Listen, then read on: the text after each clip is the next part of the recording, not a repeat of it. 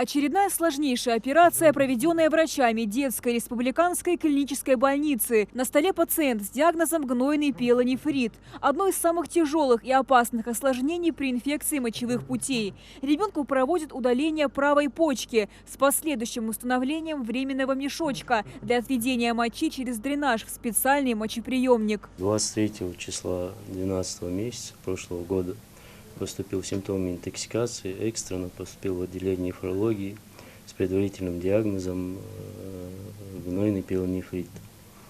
Гнойный пиелонефрит – это значит, что у ребенка вместо мочи тек гной, грубо говоря. Поступил в нефрологию, где был дообследован, была оказана экстренная помощь, оказываемая в этом случае.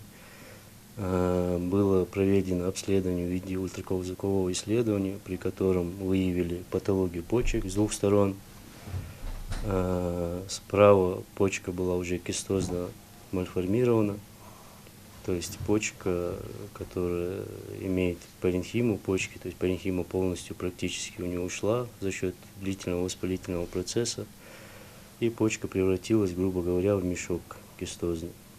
Несмотря на высокие риски, ингушские хирурги приняли решение провести операцию в один, а не в два этапа, как это делается во многих федеральных медицинских центрах, поскольку в ожидании второго хирургического вмешательства у ребенка могли бы возникнуть новые осложнения. Предварительно наши медики проконсультировались с коллегами из детской республиканской клинической больницы в городе Казань. 3 числа приехал Наиль Рамильевич Акрамов, и мы с ним вместе 3 числа прооперировали этого ребенка. Ребенка прооперировали, выполнили нефректомию справа. Все это лапароскопически, без разрезов, маленькими дырочками, камерой. И сделали антирефлюксную операцию слева по личке Григуару, она по автору называется. То есть это не полная пересадка мочеточника, не с полным отсечением, а дополнительным коленом мочеточника пузырь.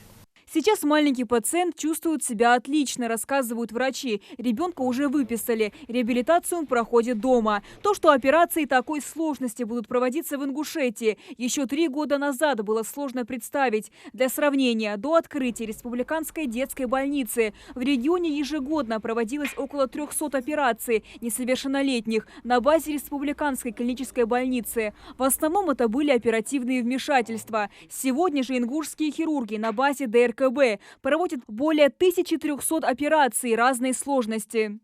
Этот ребенок у нас поступил с урологической патологией, диагнозом крипторхизм. Крипторхизм – это не опущение яичка врожденное. Яичко было в паховом канале, яичко мы опустили, мошонку, теперь полноценный джигит. Сегодня мы уже пошли на выписку, отправлять домой. Сказать хотелось бы слова благодарности этому коллективу. Я даже была в других учреждениях на выездах, но как здесь врачи такого внимания нигде нам не уделяли. Профессионалы своего дела.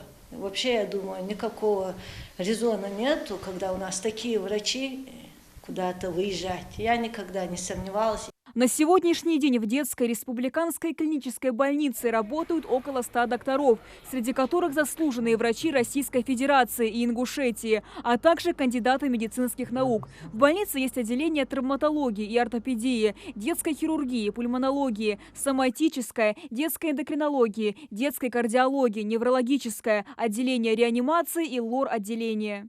Стационарно 200 коек плюс 12 реанимационных коек.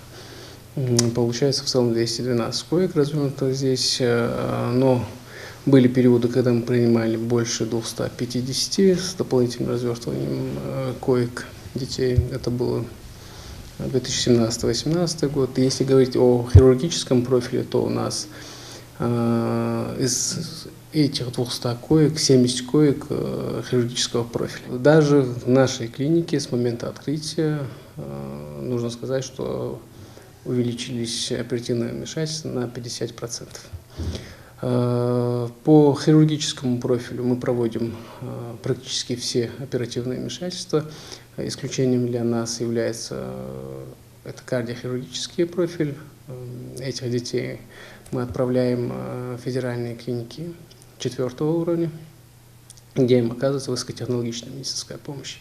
За годы усердной работы врачам детской республиканской больницы удалось спасти не одну жизнь. Удачные операции, проведенные ингушскими медиками, доказывают, что в регионе есть не только грамотные специалисты, но и необходимое высокотехнологичное оборудование как для экстренного оперативного вмешательства, так и для плановых операций. В этом деле медицина республики давно шагнула вперед.